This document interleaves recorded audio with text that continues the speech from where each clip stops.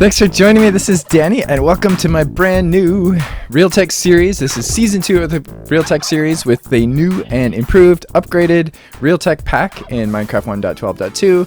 As you may already know, the Realtek pack is a Minecraft mod pack that has mods and configurations that make it feel somewhat realistic, and it is a tech pack, mostly.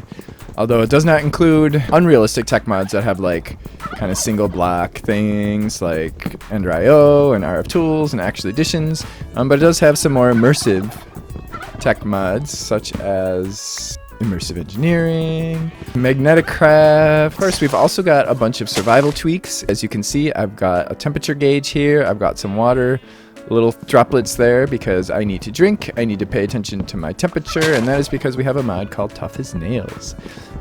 As we did in the last version, that's not new. In the pack, we do have a few new things, survival tweaks, I guess you could call them. We have the Aquamunda mod it's an MCJD mod, the guy who does RF tools, that is all about water. And as you can see, we also have immersive craft. As you might know, that we've got these sticks laying on the ground in various places, and we've also got these rocks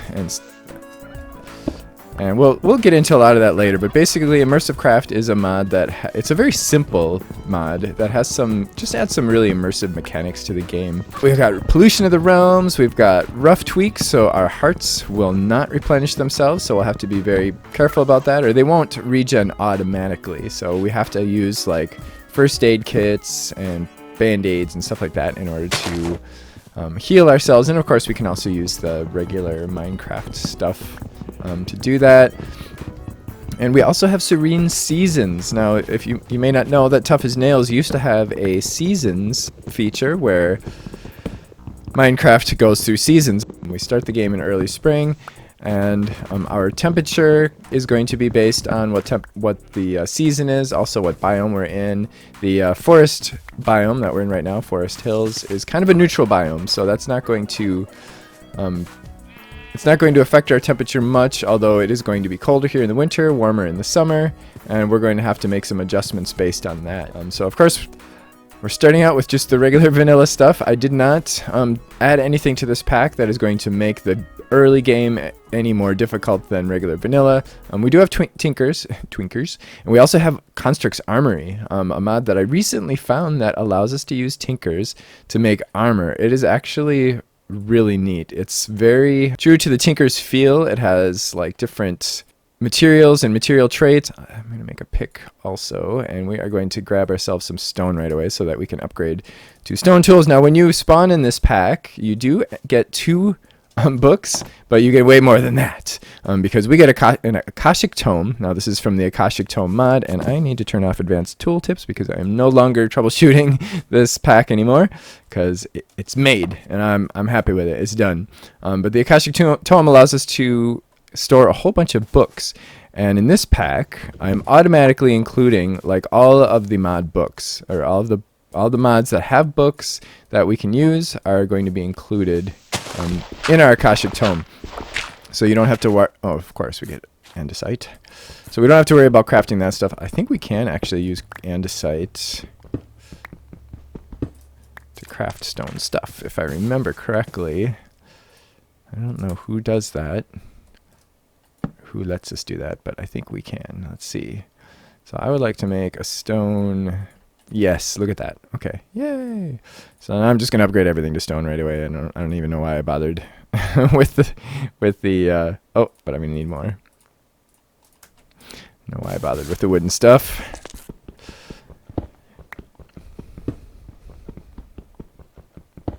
And as you saw outside, we do have turkeys around. Those are coming from the familiar fauna mod, so that adds things that we would find in the real world normally in the wild, like turkeys and deer and that kind of stuff. This little hole might end up being where we spend the night if I don't find some sheep. I see some sheep. I see sheep on the map all over the place. Hooray! Okay, I'm gonna go kill some sheep so that we can get a bed and we won't have to sleep.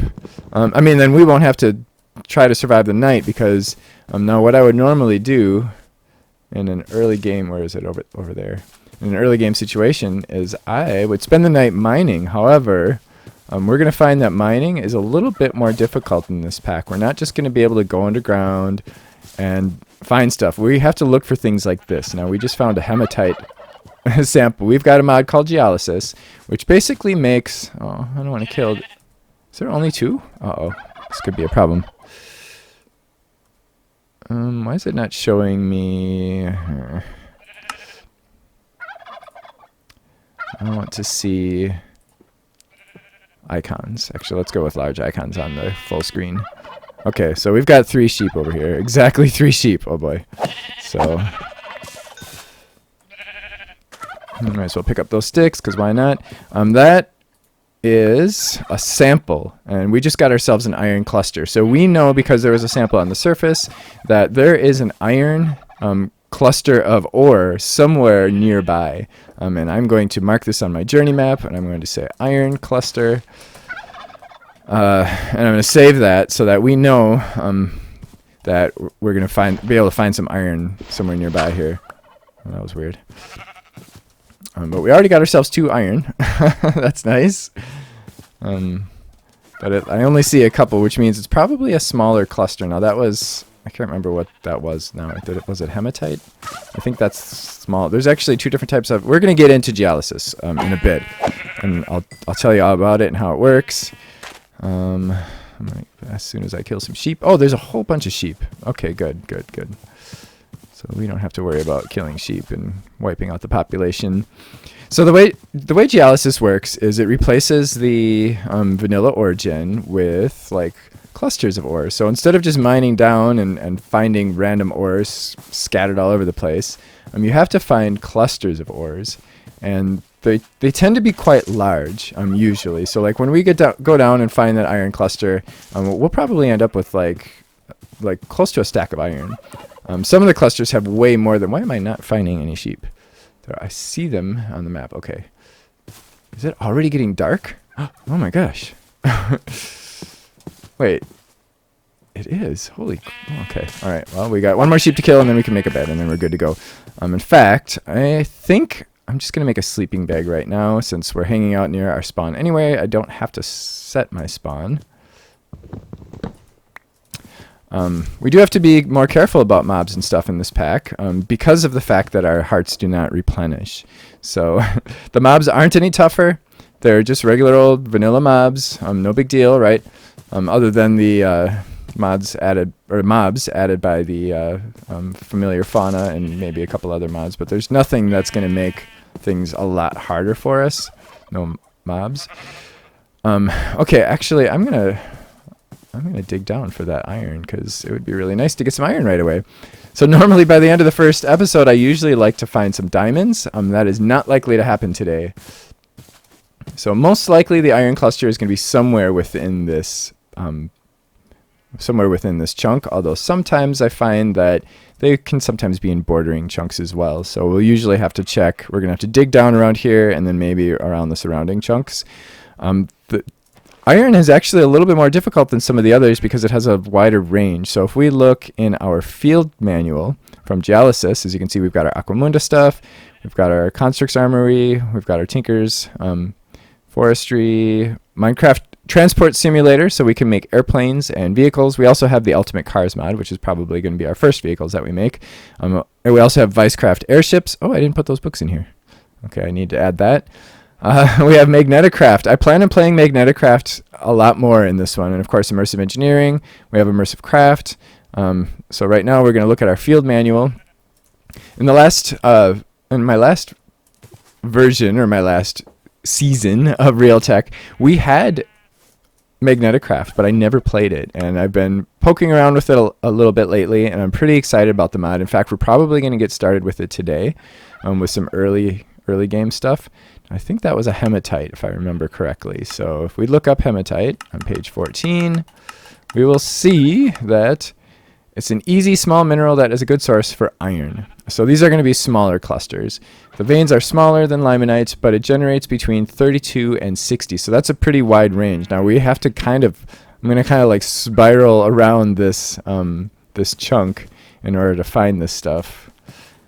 And it's going to be a little bit tough, but like I said, once we find it, we're gonna have our hands on a lot of iron. And once we do get our iron, we're gonna start doing ore doubling with magnetic craft. It's more than doubling. It'll double our ores, and it'll also give us some bonuses. And it's kind of a fun, kind of manual-ish process of processing the ores. Oh boy. Okay, I'm gonna need some torches, but we have not found any coal yet, and we will not likely find it anytime soon. We'll probably will not stumble on coal while we're looking for iron, so we're gonna have to make ourselves a furnace, and we're gonna have to burn some wood. And I guess the andesite doesn't work. This is all andesite. I haven't come across any stone yet. This must be like an andesite cluster. The andesite also spawns in clusters, and the different Minecraft stone variants do spawn in clusters as well. And we also have hardcore darkness, so this is going to be a little bit of a challenge. I'm going to go find some stone. I'm going to make a furnace and make some charcoal from our wood. And by the way, the day length is affected by seasons. Here we go. So the fact that our first day was pretty short is because it was early spring. So as you can see, we're already over halfway through our second day already, and we're just getting started here. When summer comes, our days are going to be longer. When winter comes, our days are going to be shorter. That seemed really short. I don't know, was it just my imagination? Maybe it was just my imagination, but that first day seemed incredibly short. Okay, hooray, we have a furnace now. We do have to be a little bit careful about furnaces because they do put off a lot of heat. And if we get too hot, we will get hypothermia, and we don't want that to happen because that would suck. We don't have railcraft in this version of Minecraft because it's not out for this version of Minecraft. So I have, but we should be fine without it. We've got quite a few mods that kind of add rail functionality. We have better railroads by Creator126. We have extra rails by Shadowfax. We have signals, and we have, of course, Steve's carts. And that was just enough to give us one piece of charcoal. Okay. I'm just going to burn all my stone tools because why not? I also have a mod called Pollution of the Realms, which is an interesting mod that basically adds pollution to the game. So things like furnaces will give off pollution, and we'll get these little blocks. In fact, I'm going to break a couple blocks here to make sure that the pollution doesn't suffocate us, because it'll put out these little, it's almost like smoke, like these little smoke blocks, and they tend to float upward. And if you go in them, they almost act like water. In fact, there's one right there. It's very light. You can barely see it because it says carbon emissions. If you look in the upper left at the one probe, and now it's going to float up into the sky, as we can see. It's kind of there, and now there it goes floating up into the sky. Now, if it gets caught in leaves, leaves can actually they'll break each other. So the leaves will absorb the pollution, but then the leaves will break. Which can be useful because if you get too much pollution going on in an area, you do get some bad effects, although it takes quite a bit of pollution, and it is definitely something that we're going to have to worry about later on. Torches, I actually modified the config so that torches only give us a very, very small amount of pollution because they were giving us way too much before. Like when I was doing kind of my test survival stuff, it seems so much lighter down here now. It was really dark. When I was doing my test survival stuff, I had freaking the sky above my base, just in early game was just completely just dark with pollution, and I thought it was a bit excessive because it was mostly just torches were causing the pollution. So I turned that down a little bit so that they're not giving us quite as much. One thing you will want to do when you're mining is give yourself an extra block space so that when you do have pollution that it floats above your head so you're not walking through the pollution, because it can, like I said, it can suffocate you. It's basically like being underwater. And some of the stuff like the sulfur emissions, which are a lot more rare with torches in particular, they can actually poison you if you hang out in them for too long. Okay, oh wait, I forgot what I was doing. So I'm not vanilla mining, I'm looking for an iron cluster. So this could be anywhere from 60 to 30, I think it's at, or 35 or something like that. And it should be in this chunk next to us, not in this chunk I'm mining in right now. So as you can see, we are mining around here and we're not seeing anything. Like there's no ores in here. It is just stone. And if you find like a ravine or something or caves, you will find stone in them. And that's about it. You would be very lucky if you like stumbled upon a actually I'm going to go down just a little bit lower. If you happen to stumble upon a vein of ores just randomly, that would be extremely rare. So you do want to prospect first, go up to the surface and see what little samples you find at the surface. We're playing a lot of Magneticraft in this series, more so than last time. Magneticraft actually has a really nice inventory system. It's probably the best inventory system in this pack. You know, we don't have anything like refined storage or applied energistics or anything like that. We'll have to set up our own autocrafting systems, which is, you know, fun. So yay, we're going to do that. So I'm going to kind of do the perimeter of this chunk, and then I'm going to go down a little bit, probably down to about level, I don't know, 40 or so. And as you can see, I'm making all my tunnels 3 high, as I said, because we're going to have pollution up there at some point. And one mod I'm really excited to play at some point is Mine Colonies. I have that in the pack now as well. That is an NPC mod that is going to allow us to basically kind of make our own village with a bunch of custom NPCs that will do things for us, like collect different resources, chop down trees. In fact, I think our first... What was I going to do? Oh, man. Wait. Oh, make a shovel. Okay. I think our first tree farm will probably be a mine colonies tree farm, which will basically require us to set up a mine colony village and have a builder that makes a lumberjack. That is not what I wanted to make. But that's okay, because I can use that for this. We do have item physics light, so this is just visual. So like when we break blocks, you can see they drop to the ground.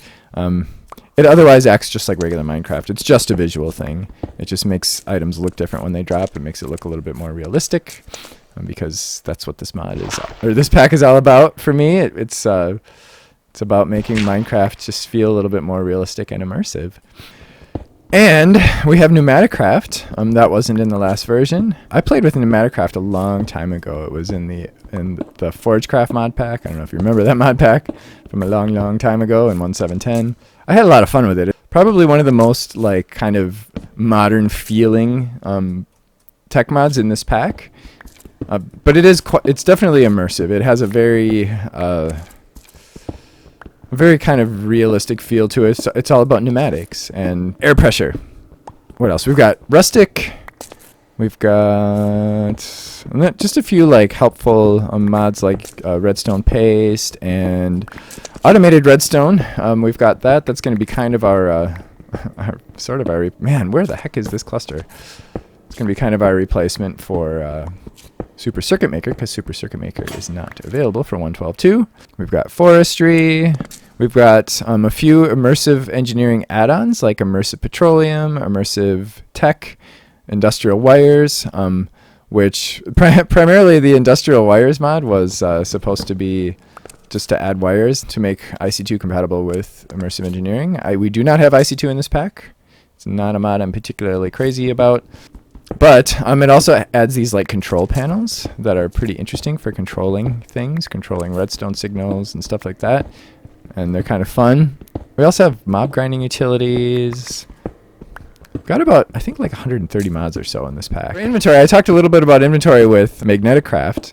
We also, of course, have storage drawers. We do not have iron backpacks. I decided not to include iron backpacks in this pack because I don't feel like it's very realistic. Instead, I have a mod called wearable backpacks, and it's actually pretty neat. It has basically one backpack item, and it's a little bigger than a chest, but it's kind of like a real backpack in that you can't access it while you're wearing it. You have to set it down.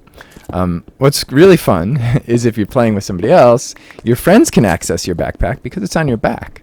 Like it shows up on your back and they can click on your back and access your stuff. Your enemies can also do this, so you do have to be a little bit careful about that if you have enemies. I don't, of course, because I love everybody. Now, I changed the config. Normally, it would take up your armor slot. I did not like that, so I disabled it. So it doesn't take up your armor slot. It doesn't take any slot at all. When you equip it, it just goes on your back. You can see it visually on your back, and that's really the only way you know that it's there, is by looking at your back. And then you just basically shift right click on the ground with an empty hand, and it places it on the ground, and then you shift break it, re-equip it. So here's an example of our carbon emissions down in our cave. So it's good that we've got this 3 high. If we actually hit it, it will move, if it can. Like, right, so it moved over 1 block. Like, we keep doing that, and we can kind of push it out here if we wanted to. Now, eventually, if a block doesn't have any place to put carbon emissions, so like if the carbon emissions don't have any room to escape, things can blow up. Like a furnace will blow up. If it has to emit carbon emissions and it has nowhere to put them, it'll blow up. There are a couple of ores that Geolysis doesn't control, and one of those is wolframite ore. So that just spawns everywhere, but you can't break it with that. You need a diamond level pick. We don't need that anytime soon, I don't think, so I guess it's not terribly bad that I broke that one. But yeah, there's a few ores that are still scattered. Actually, it's one of the only ones. Wolframite, and then the biomes of plenty, like crystals, which, you know, are pretty worthless anyway. Yep, there we go. Amber ore. Well, I'm giving up for now. I've did a lot of digging down there and I couldn't find anything. I waypointed my entrance here because I need some water. I'm running out of water. Like, I'm getting thirsty and I have no means to drink water right now. So I either need a canteen. Oh no, you stupid bees. I did turn down the bee spawning, by the way, in forestry. We have a lot of different beehives in this pack. We have rustic beehives, and we have Pam's Harvest Craft. And the forestry ones are the only... Ooh, I see water over there. A lot of water. The forestry ones are the only ones that will mess with us. Ooh. Ooh, there's a lot of water around us. Holy crap. Looks like we're surrounded. We might be on an island. I see sand over there. Let's head that way.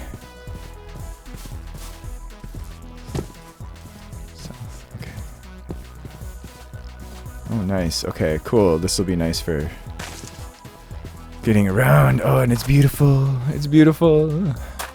I love being near oceans. What is that?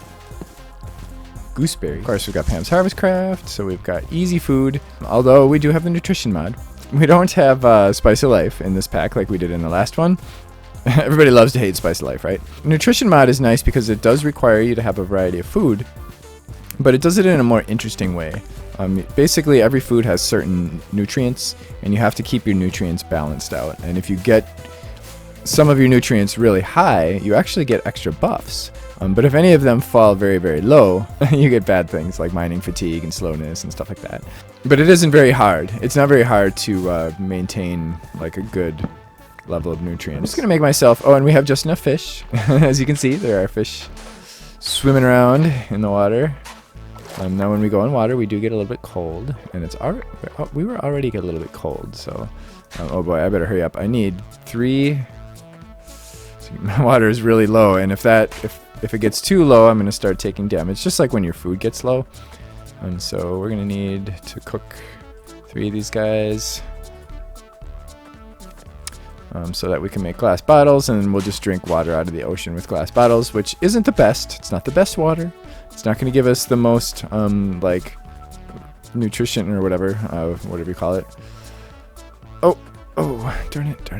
You can burn these sticks, by the way.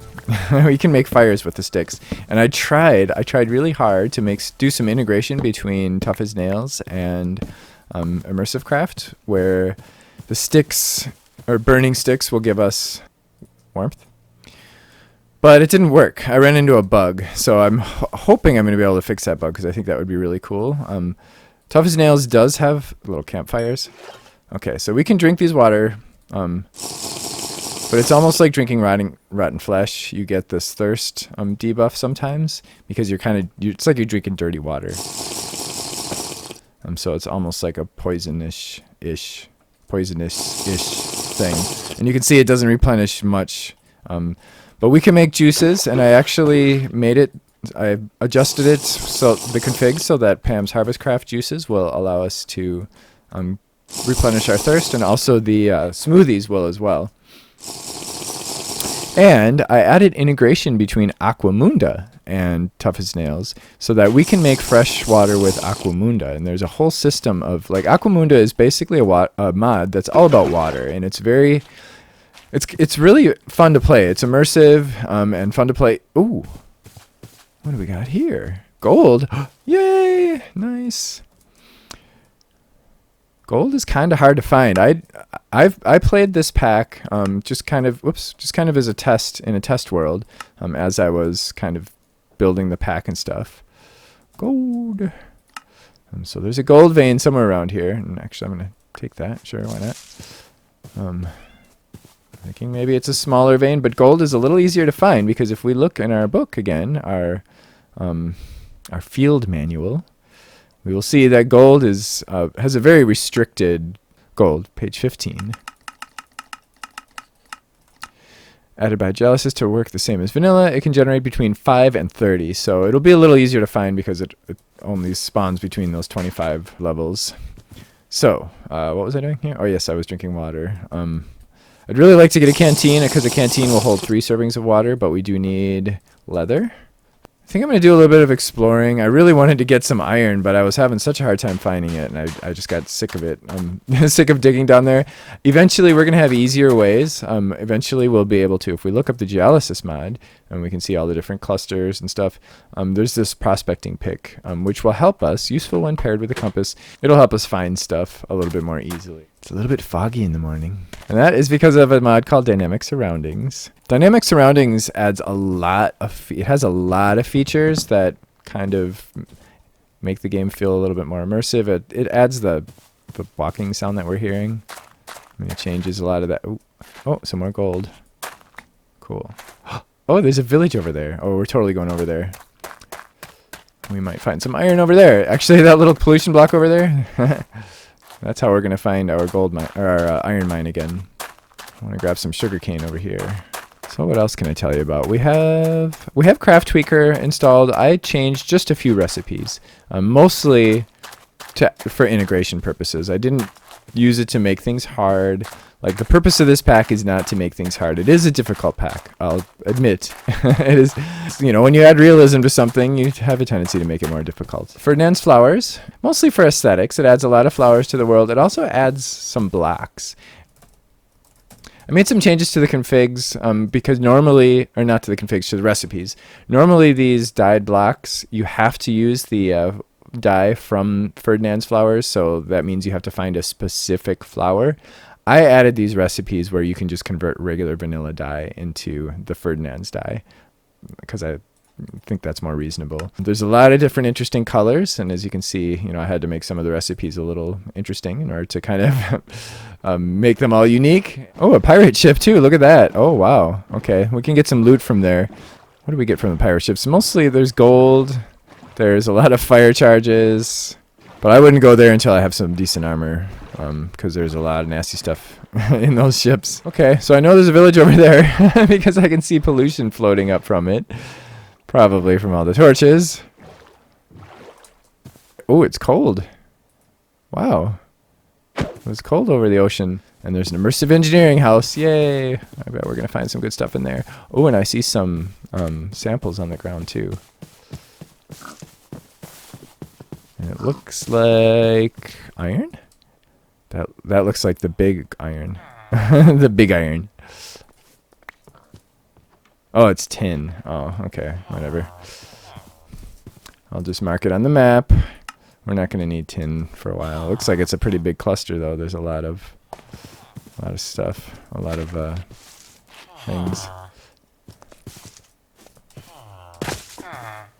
Alright, I guess we'll check this first. No iron. Oh, but we did get a swapping wand. Oh, that's nice. Okay, I'll take it.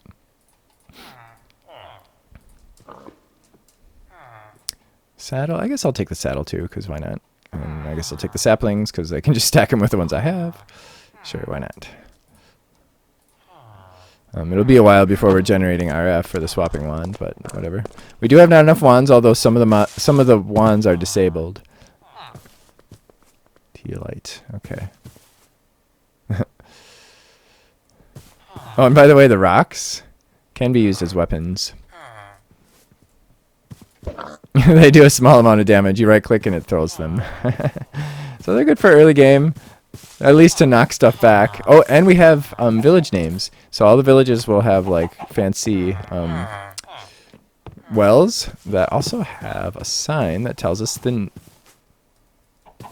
name of the village.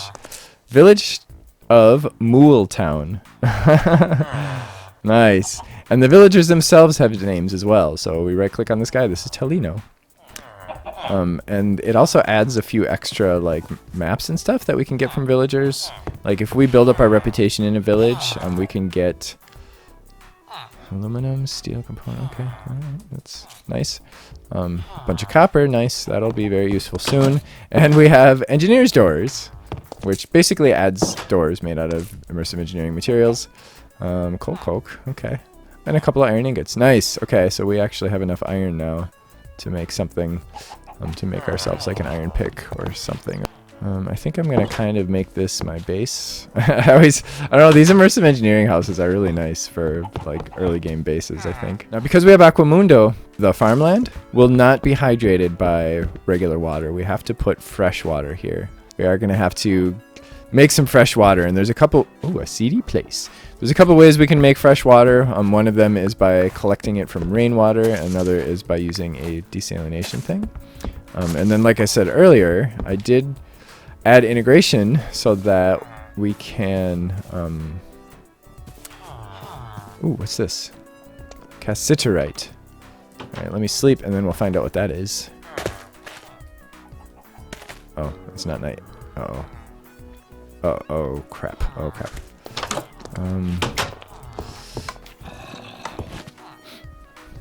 I have... Oh, crap. Oh, no, it looks like we're getting sieged. Ow. Oh, and I have no armor. I don't want to mess with a zombie siege. Oh, we're going to lose a bunch of villagers. Oh, sad. Okay, you know what I'm going to do? I am going to run away from this village so that the zombies despawn. And then I'm going to come back and we're going to find out what that ore is, or what that thing is. Redwood forest. Ooh, and what's this? Limonite. Nice. I think that is the big iron cluster, and there's a lot of it around here. So we're going to find a big cluster of iron under the ground here in the next episode because we're out of time. So I do hope you join me for that. We're going to get into ore doubling with Magneticraft, and we're probably going to get settled in that village and maybe do some modifications there just to give us a temporary base. So I hope you join me for that. If you do have any questions, comments, ideas, or whatever, feel free to leave them in the comments section below. And of course, if you did enjoy this, don't forget to click the like button and to join me next time. Thanks for watching.